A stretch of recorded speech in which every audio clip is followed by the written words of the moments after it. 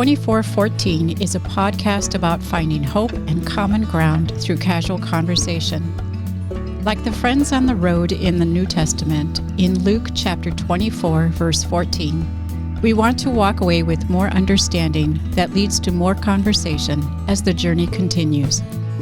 Thanks for walking with us.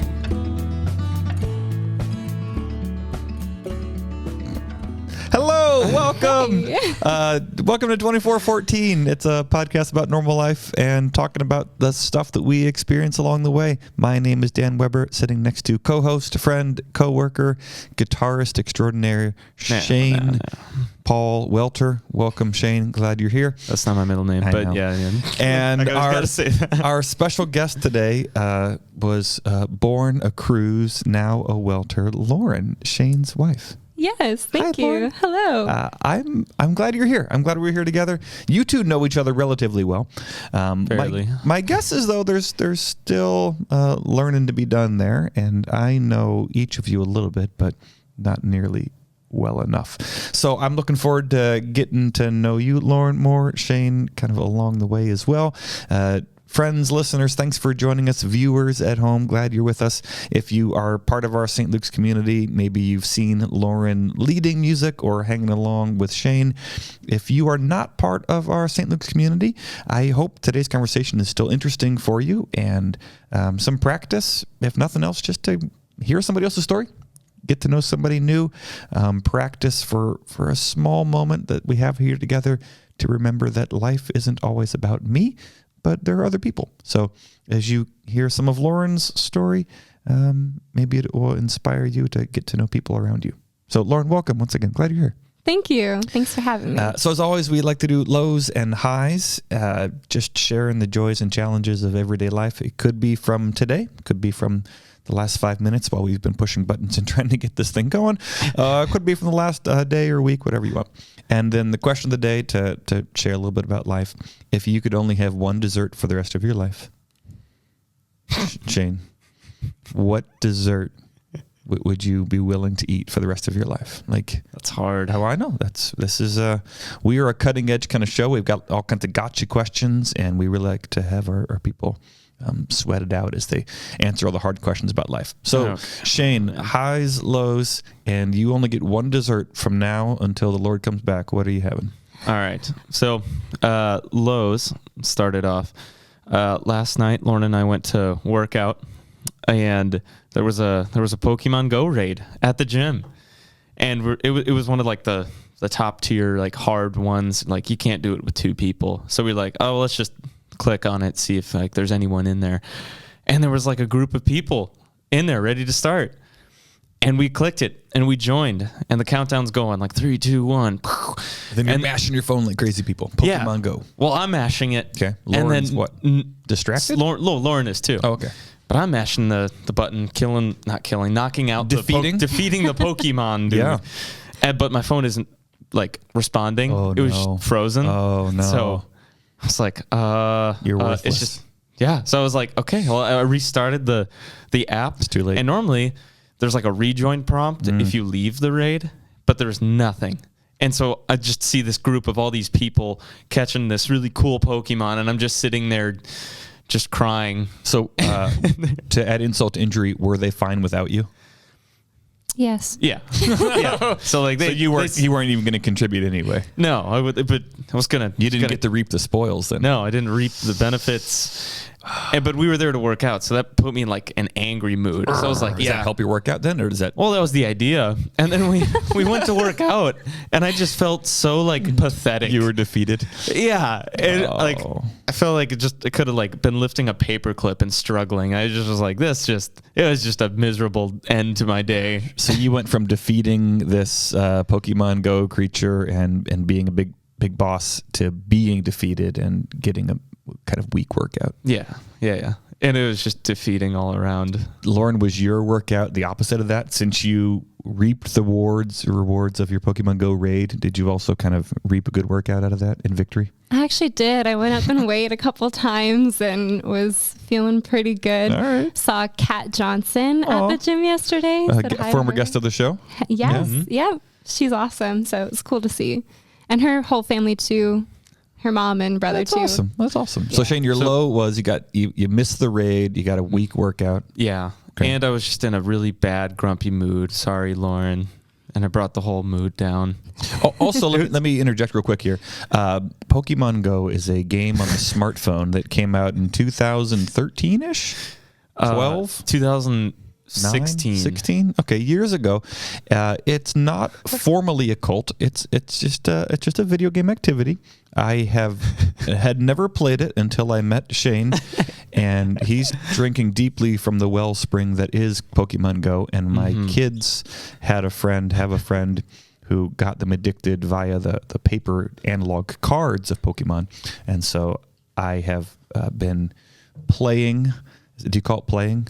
Participating in the activity with my kids for the past, I don't know, few months now.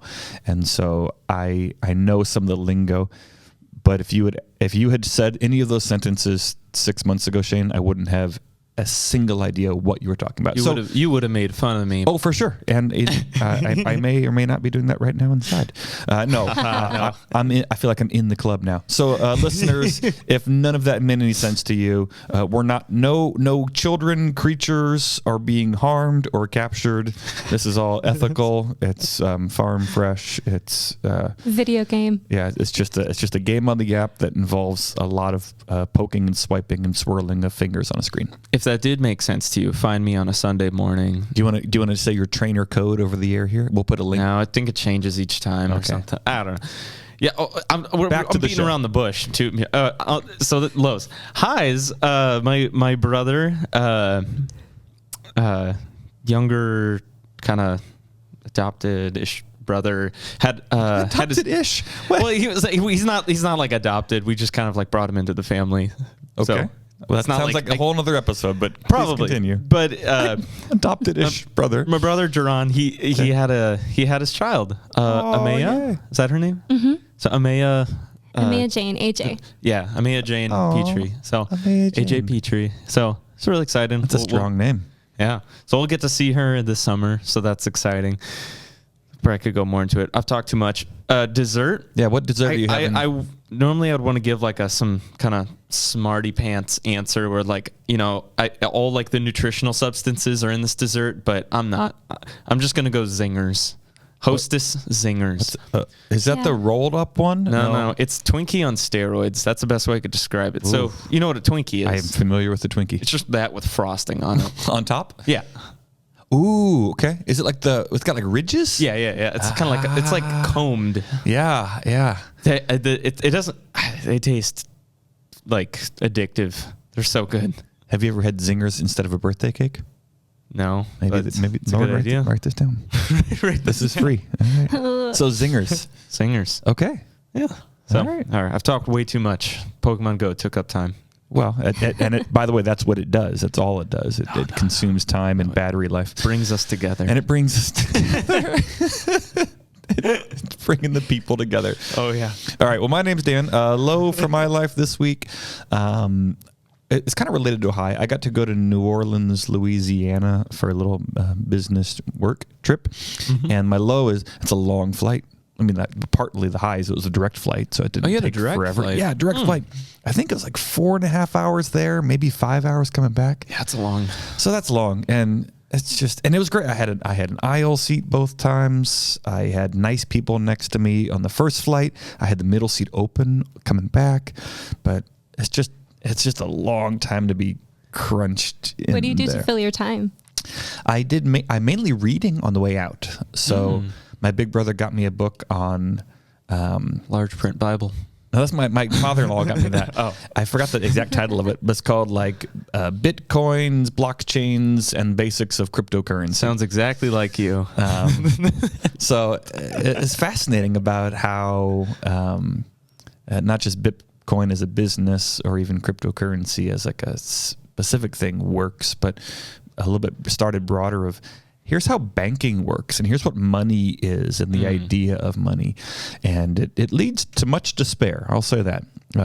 It's all made up, and none of it should work, and it probably can't work for much longer because it's all a trust system. Yeah, exactly. The whole thing is built on trust and people being somewhat decent, which if you've watched the news at all or clicked on any website or social media, not a whole lot of confidence in the goodness of people.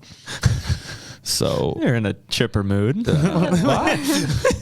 you asked my low was cramped in a seat, and I read about how the world's financial, it's just going to collapse any moment now, but it's going to be okay because Jesus is Lord. That was not his point, but that's my point.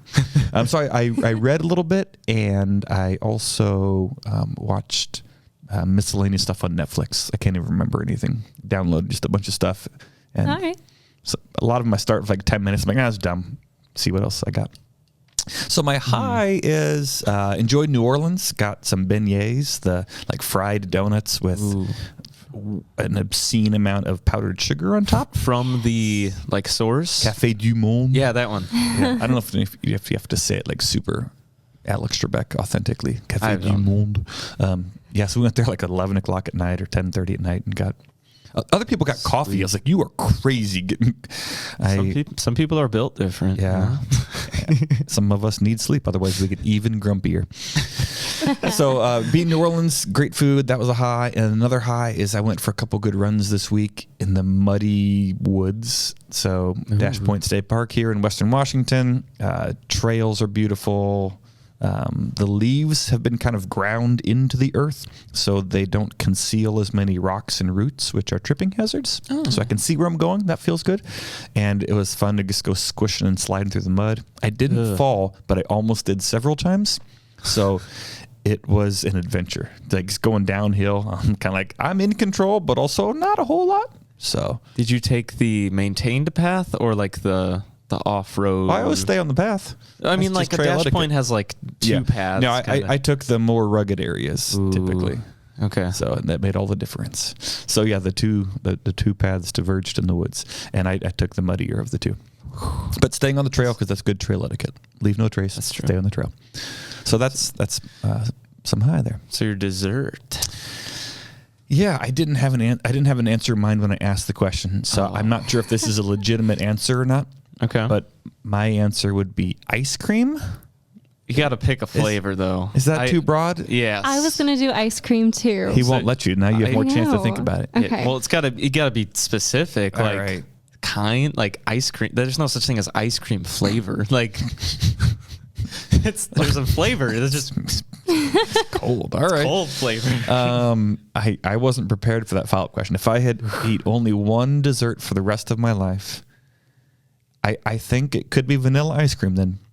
I think I could get sick of the other things. Yeah.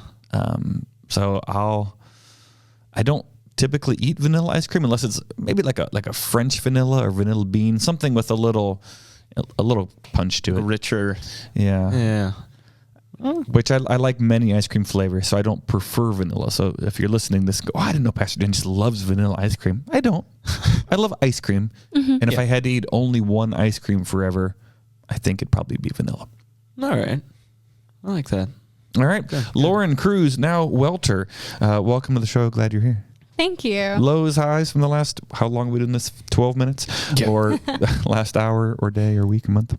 Yeah, so my low for this week, I'm going to piggyback off of Shane. Just last night was rough. When Shane's in a bad mood, everything's just rough. So Shane being grumpy is your low? Yes. You were having a great day and he brought you down is your low? Yes. I was a bum. That's real life. That's real life. A little perspective helps. Yep. And it's just, I don't know how to be of help when Shane gets all grumpy. Well, that's the topic of today's show. That's the topic. How to help your spouse when they are grumper pants. Is it space? Is it encouragement? I don't know. So, but we got over it. He got over it. It's good. Okay, we got better. You're talking again. Yep. Okay, you're at the same table. That's the step. Yep. Yeah. Yep. Real. And my high for is actually something that I'm looking forward to. So we have a couple of friends who are coming to join us this weekend. Cool. This is super cool, actually.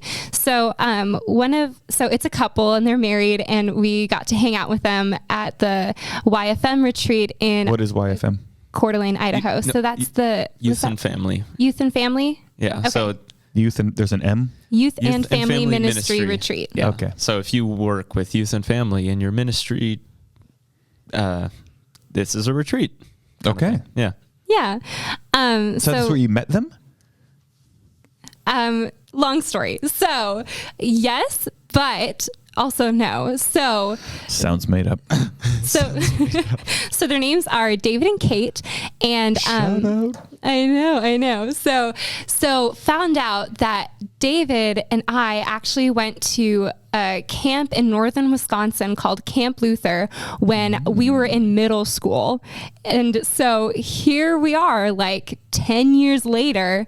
In North Idaho. More than 10 years later. Yeah. At the same retreat in Idaho, and find out that they're now living in Vancouver, Washington. What? So Right by Portland, Oregon. yeah, yeah. And so it's just so crazy to me that we went to camp together forever ago, and now we're like. And you said camp was in Michigan? Northern Wisconsin. Oh, northern Wisconsin. Okay. Yeah. Northern North Woods of Wisconsin. Yeah. Just, it's so crazy. It's so funny. And it's so funny because I remembered him, but he didn't remember me. But his mom sent a picture of the year of the group camp picture, and I pointed myself out, and he was like, "No way!" It was it was just super funny. So they're coming up this weekend, and we're going to be doing some songwriting all together. We're going to show them around the area, probably do some hikes. We're super excited just to hang out with them, and it'll be a really good time. Do they Pokemon Go? We'll find out. Not yet. That did come up when we were hanging out with the other couple. Lauren recently went hanging out with a couple from St. Luke's, and like when they got there, I had my phone out just like playing Pokemon Go, and they were like, "Oh, sweet! We were about to ask actually, do you play Pokemon Go?" Oh, that's awesome. So we friended, and just saying, So bringing people together brings us together. It's so funny. Like I think I started Pokemon Go around the same time as you. Okay. I never would have done it if. I think I lost some sort of bet, and I was like, okay, I guess I'm downloading Pokemon Go now. And so I've just been kind of doing it ever since. But I was that person that was like, I'm never going to play. Yeah. So, In 2016, there was a youth gathering in New Orleans. Yeah. And I remember being up on stage in front of like 6,000 kids, and I actively made fun of it probably every day. Yeah. That's okay. Because I didn't understand it. I remember. Yeah. I was there. So yeah, it was a hot thing. Yeah. So David and Kate are coming up. Yeah. So sounds super awesome. excited.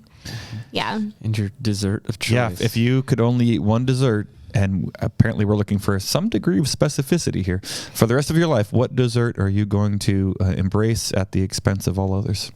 So okay, you already said vanilla ice cream. I was going to say vanilla ice cream so that I can top it with like whatever I want to top it with. That's more like candy corn. Does that count? Yeah, you can get specific. Yeah. Okay, yeah. So I would choose vanilla ice cream just because I think it's a super versatile flavor. I love ice cream. You can top it with like blueberries or strawberries or caramel, whatever the mood is. So I would say vanilla ice cream. So because, mix-ins are allowed. Yeah, Okay. yeah. Because you didn't specify whether or not we could change it and add specifications. But it has to be those same toppings each time. What? Yeah. Well, then I'm choosing cookies and cream ice cream. Oh, okay. Ooh, All right. That's probably a better choice than mine. Yeah. I was going to say we would have to give Shane the option of adding chocolate syrup and blueberries and raspberries to zingers. Do you want to top your zingers with anything? No, just the standard vanilla zingers. Aren't they kind of yellow? Yeah, they're yellow, but they're like vanilla flavored. Okay. Yellow 5, whatever you want to call it. Yellow 5 flavored. One of the many things that's killing all of us. Yeah. Okay. All right. Well, On that note, we live in a broken world, and yet there's goodness and beauty all around. So today, Lauren's our guest. She's been on the show before, actually on the episode with Kat Johnson. Yes. Yeah. Mm-hmm. Yeah. And we're exploring people's stories, getting to know where your journey has been so far, what it's like now, where it's going. So, where'd you grow up? Where was home for you? Or did you have a few homes growing up? I had a few homes growing up. So I am a pastor's daughter. My dad was a LCMS Lutheran Church Missouri Synod pastor. So we grew up in a couple of different homes, but most of my childhood was in the North Woods of Wisconsin, in a small town called Antigo, Wisconsin. And then... No, not like in the woods. When you say the North Woods, you're not like camping or building a forest hut or a fort? No, but maybe you are. I don't know. Where my house was, it was pretty cool. We had a really beautiful home. We were like kitty corner from a super fun park, but then to the left of our house was just this whole area of woods. And right behind our house was a cemetery. So if from the church or just its own? Okay. Just on its own. We had an acre just of our backyard, and then there was a fence separating our backyard from the cemetery. So yeah, but I'm making it sound like it's really weird and dark and woods, cemetery. It was a really fun childhood. We had a lot of fun and freedom to run around, run to the park, which was just pretty much right across the street from us, and run into the woods, explore whatever we wanted to explore. There was always something old and odd in there, like a really old rope swing and things like that too. So it was just kind of fun. And we actually honestly too liked walking around the cemetery and just kind of like looking at each of the different tombstones and like thinking, what was this person's story? Who was this person? And just kind of exploring that too. That's awesome. Yeah. But not all of my life was in Wisconsin either. So the earliest of my memories, even though I wasn't born in Pennsylvania, are in Pennsylvania. We lived in the Poconos in Hazleton. And now, what are the Poconos? I've heard that before. It sounds real fancy. It's just a mountain range in the Appalachians. The Poconos. Yeah, the Poconos. So I remember I loved the fall as a kid because being in the middle of the mountains, surrounded by all of the fall foliage, the reds, the orange, the yellows, was just one of my favorite memories that I remember just like seeing as a real young kid. So yeah, but we lived, Hazleton also isn't a very good, safe area. Okay. We had a SWAT team actually land in our yard because we had like a plot of grass and there wasn't much, and they were busting like a drug deal going on. So, yeah. Comment below if you've ever had a SWAT team in your front yard. That's awesome. Yeah. There's some other creepy stories. Yeah. Too. Like finding footsteps leading to... No, that was Anago. Oh, that was Anago. Yeah. Well, all right. There's never good luck. You get some rough experiences wherever you go, I guess. But yeah, but most of my childhood was Northwoods of Wisconsin, and halfway through my 8th grade year, we were kind of feeling like our time in Anago was coming to a close. Who's we? You got your dad? Sorry, my dad, my mom, my younger sister, her name is Annika, 2 years younger than me, and then my little brother, who is 3 years younger than me. So little sister, little brother. Your sister's name is Annika. And what part of Wisconsin were you in? Antigo? Antigo. Annika from Antigo. Yes. Yep. Oh, And it's so funny. Nobody could ever pronounce her name right at our church for a little bit. It was Annika. It was funny. Annika. Yeah. So you guys were collectively feeling like it was time to move on? Yeah. I remember being in 8th grade and getting stressed out because I wanted to do so much in high school. I was passionate about music, sports, drama, just being involved in everything I could be involved with. But we only had one high school, and it was a big public high school. And with big public high schools, commitments have to be like very specific. You can't be spread too thin because time conflict reasons. Everything's happening at the same time. So you have to like choose what you want to do instead of be a part of everything.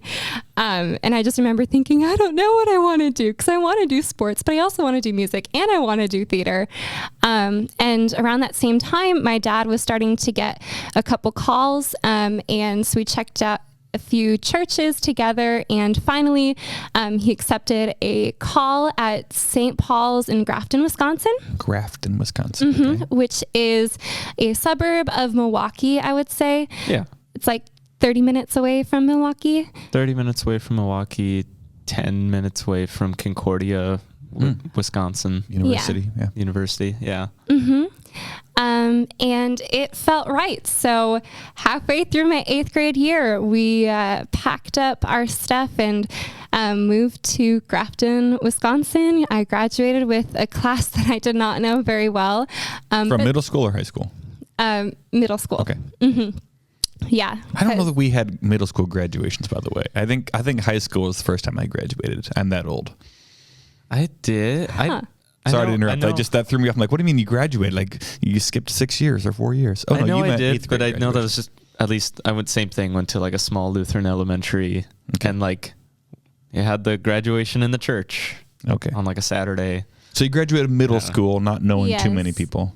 Yeah, but I gotta say too, like my class was super welcoming to me. It's weird when you have like, I don't know, you're set, you know your friends, you've gone to school with them for quite a few years, and then all of a sudden this other person who you have no idea just walks in and changes dynamics. So I don't know. They were super nice and welcoming, and it was a good class to just walk into. So that was really nice. I have so many things I want to like double back on already.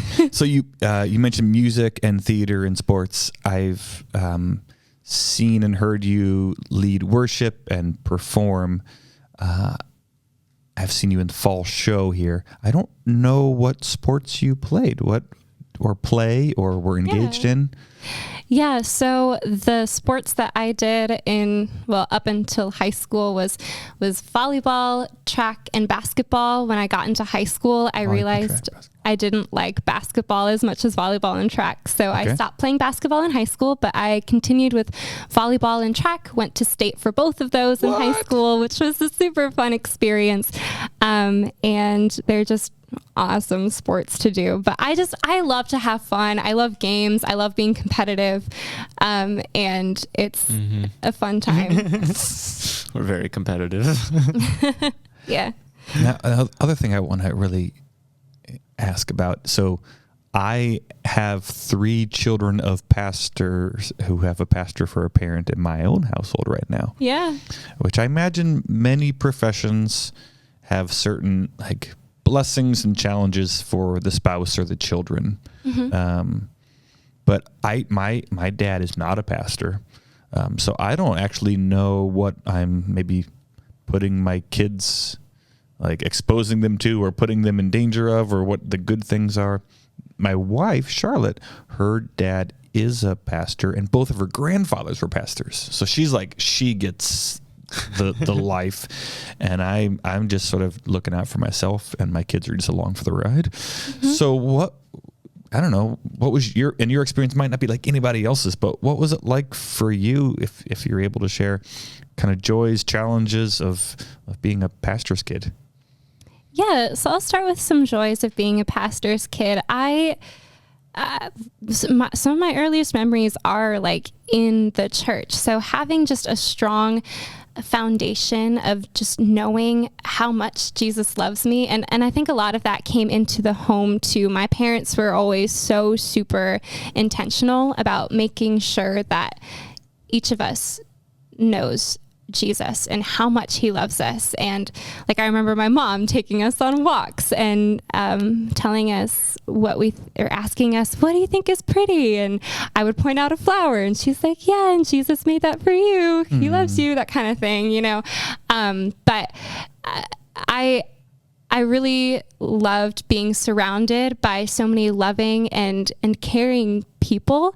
I felt seen. I felt like people knew my name, which was, I don't know, it's really cool. Do you think that church did that for a lot of the young people there, or is it because you're the pastor's kid and you sort of stood out, like they knew who you were, so they loved you?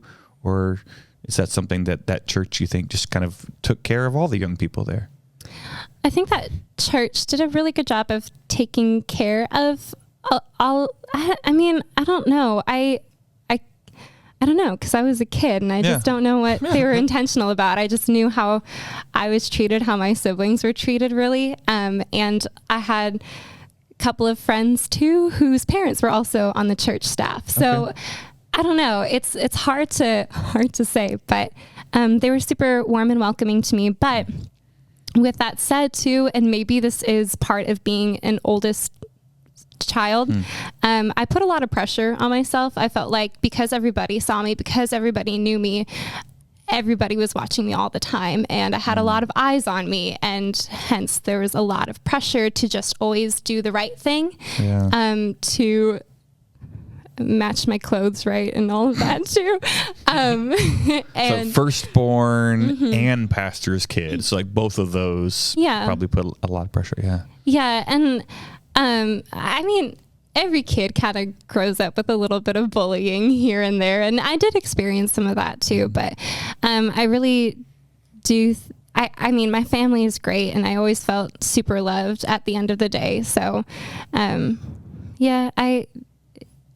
say that the joys are I felt loved, I felt seen, I felt appreciated. The challenges are I felt a lot of pressure to always do the right thing. And then I guess too, like if I didn't want to move, it would have been hard to move in the middle of my 8th grade year and be okay with it. But I was feeling like, I don't know. I think God put it on each of our hearts that it was time. It was time. Yeah. Is there anything you wish the various churches you grew up in either knew or did differently as it relates to being a pastor's kid? Again, this is, I'm curious about you and your experience. I'm also just thinking about me and my own kids for a second here of like, what do you wish the church did more of or less of as relates to the pastor's family? Well, or church worker family or... I know this is something you can't really help, but I always felt like I was always at church, which I was annoyed at. Yeah. And you said we were going to leave at this time. We're still here. You're still talking to everybody. Kind of a thing. Yeah. I remember those internal feelings of, you said we're going to do this. Let's go do this. But I don't know. I'd say just continue to love on them. I think it's good to intentionally, and this goes for every kid, to intentionally talk to kids while they're there, because I think it's so easy for kids to just kind of like run away and hide until it's time to go. And I was one of those people that didn't really want to socialize that much. Like I just wanted to go there, get church done, and get out of there because there was so much to do. It's the weekend. Yeah, it's the weekend. But I think it's a really great starting foundation of, no, we're going to actively seek out getting to know each other in our community. Yeah. Shane, I don't mean to keep ignoring you, but I figured you can chime in if you have questions for our guests today. I'm thinking. All right. So do you still run or play volleyball? Yes. Okay. Yeah. Volleyball, I don't do as much anymore. There was one time, I think last year, Shane and I tried to... It was like an open gym, but you had to pay for it and reserve your spot like hours ahead. And it's like, well, I just want to have fun. Like, I don't want to like... And you're not like really competing, so it was just weird. Okay. I did a lot more of it in college, doing intramurals, but then also I went to school in Southern California, Concordia University, Irvine, so lots of beaches, lots of opportunities to do some volleyball there. So I just did that whenever I got the chance. But hey, if anybody listening wants to play some volleyball, hit us up. Both Shane and I love to play. So fantastic. But yeah, we also do like to go running still. My events in track were sprints and hurdles and jumps. So long jump, triple jump. But I found that after graduating from high school, sprinting exercises weren't as practical as distance. So that was hard to adjust. It's just all like fast action kind of exercises. It's harder to motivate yourself for that. Yeah. So I'm in that world. So I see it as well. And I consider myself a distance runner. And so in my head, like, oh yeah, adults do distance running. And probably most don't. And most people think running's stupid, and that's okay. We all have our perspectives. But I chuckle in my head thinking about like a 50-year-old man doing a 100-meter dash just in the neighborhood, just like all out down the street. That doesn't look good. It looks like, oh, why are you running? Yeah, like you'd look behind him, you'd bring your kids in closer. Like if you saw a dude just doing it all out. I didn't know how to train distance. So I remember going on like interval runs where I'd be dashing, like sprinting for the straight way and then jogging it out and then sprinting and jogging it out. And then after a while I was like, yeah, this probably doesn't look normal. And I was I'm just thinking, like, even if you're like on a hike, like hiking trail, like Dash Point, like if you see somebody that's sprinting, like, you run with them. You run with them at that point. Yeah. If you see somebody going all out, you get in line. You don't ask any questions. It only is practical if you're in a gym or on a track. On a track, yeah. Yeah. And I like interval training well enough, and I'll do some speed play, faster and slower. But the idea of somebody's 100 meters sprint speed anywhere off a track is terrifying. All right, so music theater. Those are different things, and they're related. Who was influential for you? How'd you come into enjoying those? So my mom, she has always had a huge love for music. She has a great voice. She sings. I just remember her singing all the time. Our house was never quiet. There was always music going on. It was just a super vibrant, fun place. And my mom is also huge into theater. I remember her telling me a bunch of stories from a bunch of different shows she was in. She loved performing. As a child, student, as an adult, community theater, what did she do? From a child through college, I think she did like one. Yeah, up until she had kids, pretty much. But then when I was like in middle school, she got my sister and I to join her in like a passion play that took place at a church where all these different members from different churches came together and put on pretty much just like the story of Jesus leading up through his resurrection. And so my mom, she played what's the woman that was about to be stoned, but Jesus saved her. Okay. What's the name of that woman? I don't think she has a name. The woman. Okay. Yeah. The woman caught in adultery is what she's usually referred to as. Okay. Yeah, but she had this beautiful, spectacular solo moment, and it was just, super fun. And I was just a little kid running around in a robe and singing and dancing. Not sprinting. Not sprinting, I guess. But it was fun to do that with my mom and my sister and just everybody else who was part of that. But I really got into music because I loved going to church. My parents told me that when I was like 2, there was a group of school kids who were going to perform a song that they've been working on at school for the church. And I ran up and I joined them for it, not knowing a single lick of the song, and just because I wanted to be up there being part of the music with them.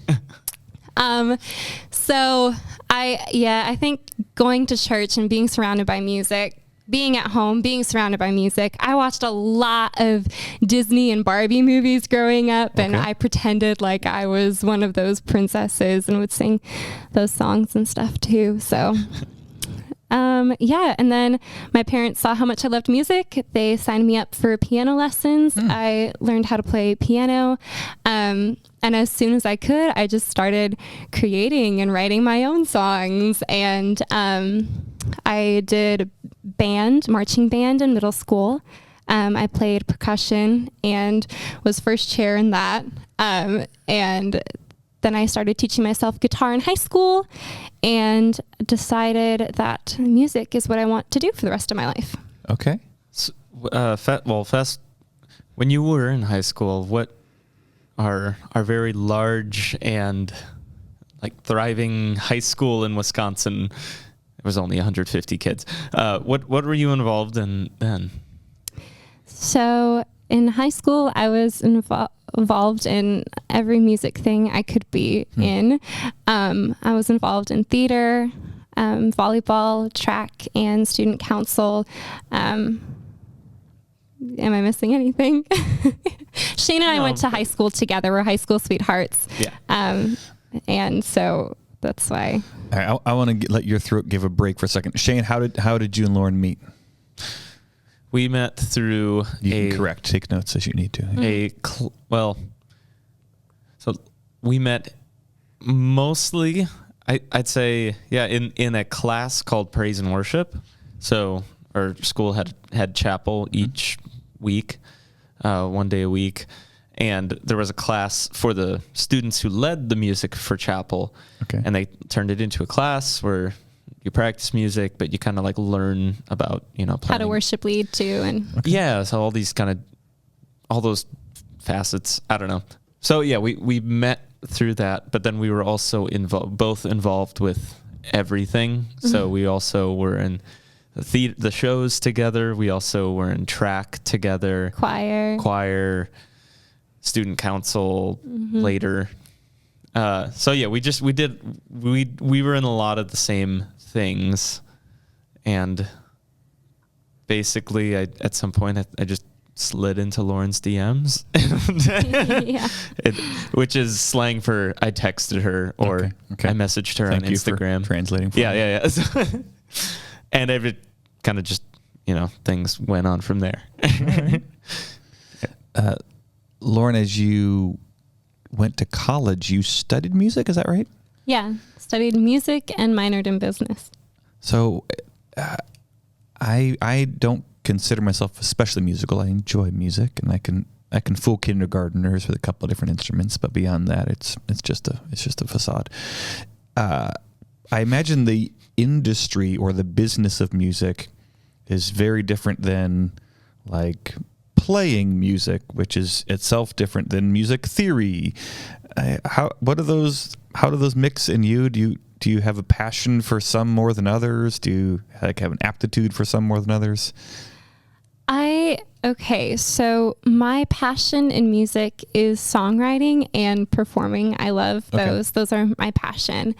But I also felt like I really needed to be in the music industry and to understand music business, because I want to know how to register my songs correctly and to make sure that I'm business smart, that I'm not signing away rights that I should keep for myself. Okay. And I also felt like there are a lot of artists who struggle too with how do I protect my property. And so I was super fascinated and wanted to just learn more about the music industry and how it works. So when I was a sophomore in college, I got connected with my now boss, Henry Alonso, and he offered me an internship to work with the company Adarga Entertainment Group, which has a couple of different branches. We help artists with consulting, distribution, publishing, and just started up a label too. So what I did was I kind of shadowed him, got to experience what it meant to work in the industry, to help artists. And I think I got really, really lucky too, because my experience that I had with that internship was very one-on-one. He was very helpful with educating me, with helping me understand the language, because it is really its own language too, and it's just so niche. And there are lots of different things to consider when a song comes from nothing to the writing stage to the studio and then to being released everywhere and performed everywhere. So just that kind of thing, and learning how to read contracts and stuff like that. But wow. Yeah, I wouldn't even think about some of those things. Yeah. It goes so deep. It goes so deep. I could talk about it forever, but Did you have I don't classes on wanna bore it. the mixing and all that kind of stuff as well, and the editing?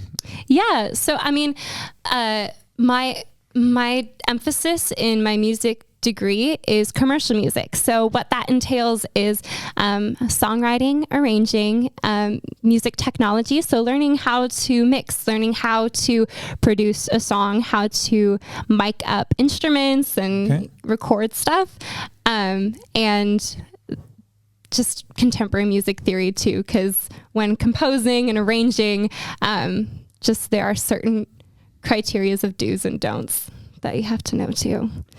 Yeah, I see your mind is just Well, all over. I want to ask about the do's and don'ts, but I don't want to make it a lecture. Can you give some very rudimentary, like top 2 or 3 do's and don'ts? Well, do's, you must understand how each instrument functions and how each instrument works. There are a few composers who I think Shane pulled out recently in One of our Christmas Christmas songs or whatever that just didn't know how to voice lead. So voice leading is another big do. So knowing how to write so not instruments aren't trying to do these crazy jumps in I don't know, conventional ways. So yeah, it's just a tip of the iceberg. All right. And are you performing much these days? I get to see you in church regularly, but are you performing outside of that, or are you mainly just doodling on napkins, writing songs and voice memos to yourself while you're driving? Yeah, I mean, currently my life right now is mostly songwriting. Shane and I do have an acoustic duo called Shore Lane, and we like to go out. So we like to, when it's not a super, super busy season in our lives, we really do like to go out and book gigs where we get to perform, just have fun with music. And we do a variety of things, songs that you would hear on the radio, pop songs, country songs. We do some mashups, originals, and we just have fun with it. So Shore Lane. Shore Lane. Where can people find Shore Lane? At Shore Lane Band on Instagram, Facebook. We have a website too. Shore Lane Band, I think. Shore Lane, S-H-O-R-E, like shore, like seashore, SHORELANE, Shore Lane Band. Yes. It's funny how that name came to. But yeah, Shore Lane Band. We got to say more about the name now. Oh, okay. So you can't just walk away from that. I got a story. Not going to tell you. Got to save something for myself. Sometimes I forget I say things out loud. Build up the anticipation. Yes. Well, that's all the time we have today, folks. Tune in next week for where Shore Lane came from. No. No, I guess how it's pretty fast, actually, though. So my best friend was saying how Shane and I have to have a band name and we should come up with something good. And she was like, how about Shore and Lane, combining Shane and Lauren? And I was like, well, and I told Shane about it. He was like, I mean, why not just Shore Lane? Well, I misheard you. Oh, I thought okay. you said Shore Lane. And I was like, I don't know. Thinking of like a band name or a duo name that's going to stick with you for the rest of your life is a lot of like, pressure. Nothing is good. Yeah. And we're like, it's fine. And we just kind of like, all right, actually, it's pretty cool. So you stuck with the first one. You didn't like change it. Yeah, because it also felt. Sorry, Lauren, I'm gonna try. No, go. It also felt like practical because like your voice matters too, Shane. Yeah, sometimes. But everywhere we've like lived, we live close to some kind of shore. So like in Wisconsin, we live right on the coast of Lake Michigan, not like right on it, but close enough. At Concordia, Irvine, you live right next to the Pacific Ocean, and then here in Washington, we live right on the Puget Sound. Gosh, so good. We're always by the shore. So we're like, oh, that kind of fits perfectly, actually. And there aren't too many businesses with. We are the only Shore Lane band that we can find. There is a website that has shorelane.com, and it's not even maintained. It's just like this website's unavailable forever. Make them offer, buy it out. Yeah. So as you're saying, you got one name, stuck with it. I don't know if you guys are Parks and Rec fans. I know Shane doesn't watch The Office. We try to bring that up at least every day in The Office. But in Parks and Rec, Andy's band name is Mouse Rat. And there's various episodes where the band is playing. And one episode, he just lists all the names they used to be. And it's just like 30-second, must be ad lib. I don't know. Some of it's probably scripted, but it's just this like 30-second improvised scene where he's just listing, well, we were called this, and then we were this, and then we were this, and then we went by this, and then we went by this. It's a beautiful scene. So all my Parks and Rec fans. Yeah. So I guess in lieu of that, you just found one and stuck with it. And it didn't sound right, but now, like, I don't know, 6-7 years later, it's like, well, like, this is what it is. Because nothing will ever sound good when, like, thinking of the thing that will be the title. Mm-hmm. You got to stick with this for the rest of your life. Yeah. You don't have to. We could have changed it, but, like... It's one of the reasons I don't have any tattoos. Yeah. So, Lauren, what tattoo? No, I'm just kidding. So you said you get and play gigs at Shore Lane. I go to restaurants. I go to drinking holes, watering holes. What do they call it? Bars. Yeah. And I occasionally see people playing a solo or a duet. Do they? I don't. Is it different at every establishment? Does the bar pay them? Do they pay the bar to play? Do they just get the tips? I don't know what that world is like. So there are a couple of different venues. Shane and I have chosen to only book gigs where we are getting paid for the gig itself. And then we have a tip jar for people to come and tip us throughout. You put your merch out too? You're allowed to typically sell? Or is that one of the rules? We don't really do merch. We normally places are okay with it. Like, yeah. If we wanted to sell stickers, sure. Like they're all fine with it. Okay. You're not like a big banner with a t-shirt. No. I mean, we don't go in and disrespect their venue with anything. So that'd be disrespectful to show up with all your gear. Show up with a giant stage. I think giving them a notice would probably be. We have our little sign so people know who we are. And yes, so we get paid for the gig itself, and we have a tip jar for people to tip us if they want to. And there are a couple of instances where we have booked a couple gigs where where the agreement was we wouldn't get paid, but that we could have a tip jar out. And sometimes that's okay, but a lot of times it's not. There was a time we played for 3 hours straight and we ended up coming home with $40. Yikes. Yeah. So we decided it wasn't worth it. So yeah. That's $7 an hour. It's less than $7 an hour for two of us. Yeah. Each. Yeah. Do you get food and drinks? Sometimes. Get free nachos. Sometimes. So it's kind of like what I like to call good venue. Like there's some really good venues. Then there's just average ones. Okay. But there's some really good ones where they'll supply you with like a free meal and drinks. Wow.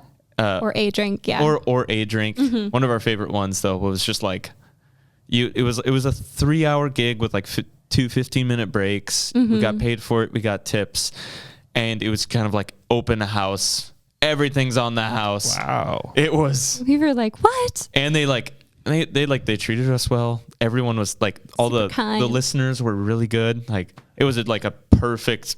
They were having venue. Fun, dancing along with us. It was Yeah. I was gonna ask what different rooms or houses feel like. That I imagine some people are there for the music and they're engaged and they're dancing and they're nodding, and others, they don't care that you're there. They came to talk to their friends and have a meal, and you're interrupting their conversation, so they have to talk over you. Yeah, it varies. Again, we've played for some bars where obviously people come to enjoy drinks and company, but we like to think of ourselves as good ambience, and ambiance, whatever you want to say. Ambiance. Yes. And hopefully we're not annoying and people aren't saying, these people, I gotta talk loud or whatever. We want to provide a fun atmosphere for people to enjoy. And So, but then there are venues too where, so we've played at Anaheim House of Blues before.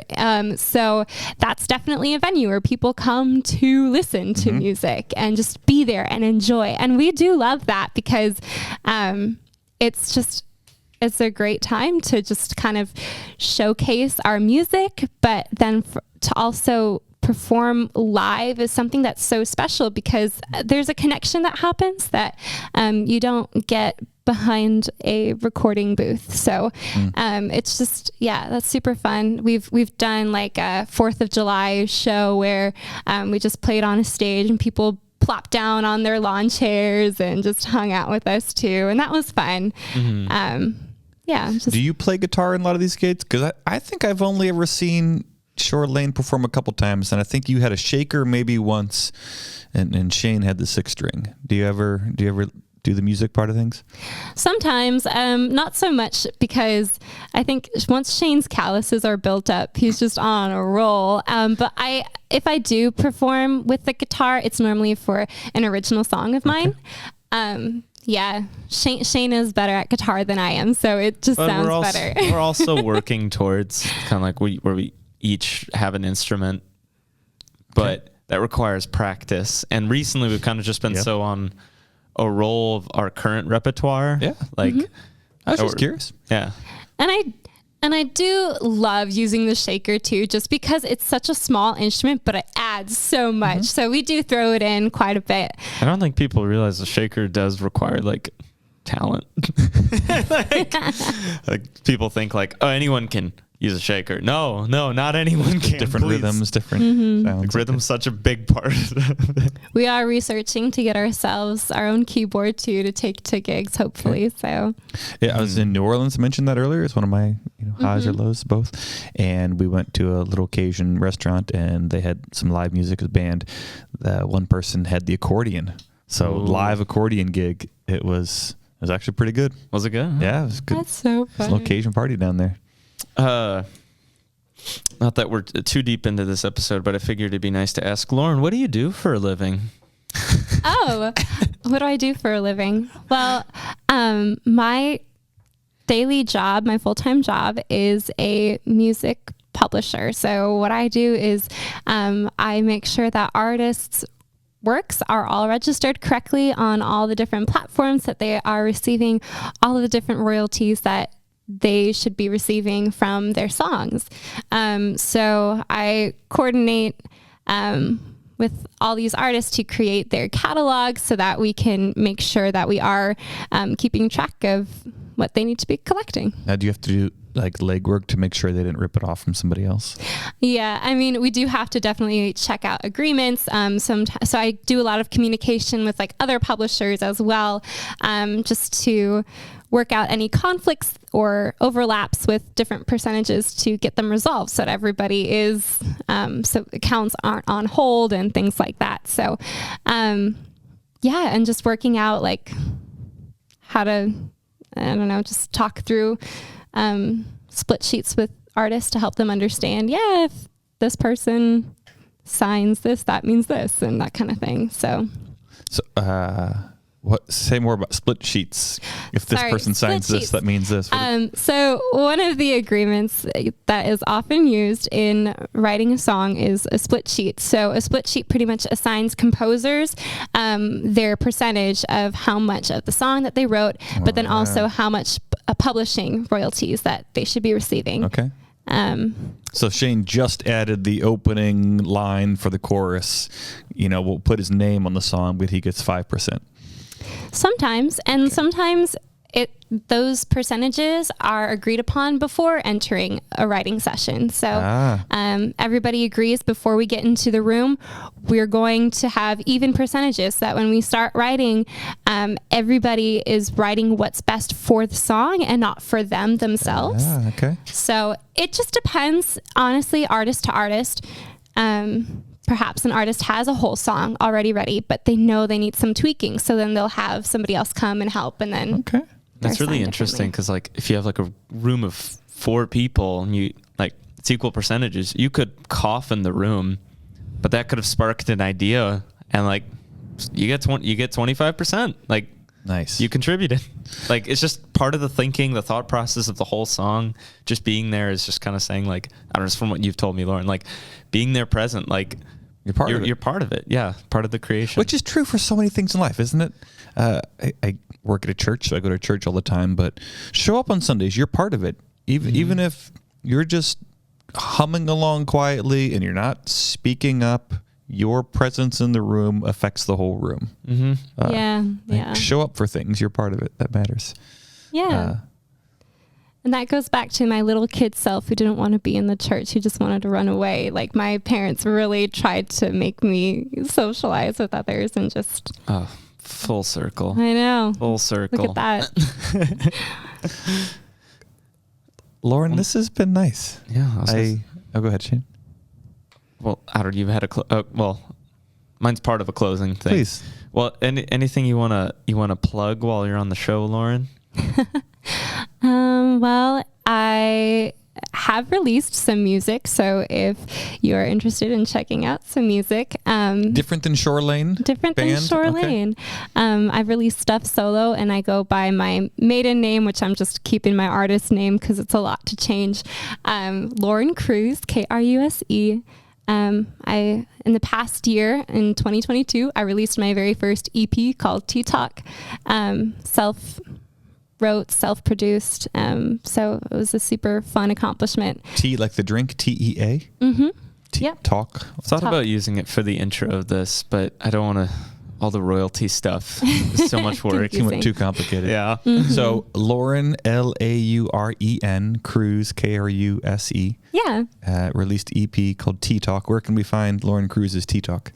Anywhere you listen to music. YouTube, Spotify, Apple Music, whatever you use. And how would you describe Lauren Kruse, the band? Like screaming metal or like bluegrass? What do we got? You can expect to hear some upbeat pop. Okay. That's where I lean toward. I have a couple singles out too, and collaborations that I've done, but most of my stuff is pop, upbeat, feel good. There's one song in particular that's none of that, but that's a lot. Yeah. You can be versatile as well. Yeah. But that's a little bit about me. Awesome. Lauren, thanks for taking time today. I've known you for a while, but it's amazing how we can still get to know people. Yeah. Mm-hmm. And even if, like Shane, my guess is even if you already knew all of the data and the facts that Lauren shared, I imagine it's still rewarding to hear it. Like, you care about her, and so hearing her is a good thing, even if you already know it. Mm-hmm. I don't know, like that's true in a lot of life, that it's not just the new information or learning more things. It's my act of listening is extending care and showing love. So viewers, friends, watchers, listeners, that's a little bit of who Lauren is. There's a lot more, right? That was 1 hour of a couple decades worth of life. Yeah. And so you can find Lauren on Lauren Kruse, different music platforms. You can find Shore Lane Band wherever you get music. You can get to know Lauren and Shane here at St. Luke's, leading worship quite regularly.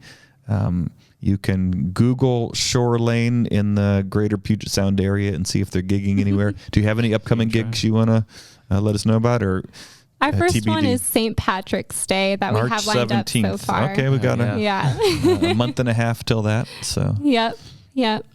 But we'll be booking more stuff in the summer. All right, we'll be looking for it. So, friends, thanks for listening. Thanks for watching. Thanks for joining the conversation. My encouragement out of this would be find a new friend, find a familiar friend, find that neighbor that you've lived next to for 30 years, and just take a minute and ask a follow-up question. Where they're from, who are their influences were, what they enjoy, what they're hoping for, what they worked with, where they've lived. Any of those entry points, I think, can really be a great way to meet somebody new and explore life together. Mm-hmm. All right, adios. All right, sweet. Thanks. That's the end of the episode. But we want to continue the conversation. Continue the conversation by sharing this episode, subscribing, or leaving a review. Connect with us on Instagram at 2414 Podcast. Connect with us through email at 2414@stlukes-church.com. Or best of all, keep the conversation going by inviting someone to process with you so that you can each walk away with more understanding that leads to more conversation as the journey continues. If you happen to be in the Seattle-Tacoma area of Washington, stop by on a Sunday morning and say hi. 2414 is a podcast produced by St. Luke's Lutheran Church in Federal Way, Washington. To find more content, discover upcoming opportunities to connect in person, or to support the show, head on over to stlukes-church.com. Thanks for walking with us.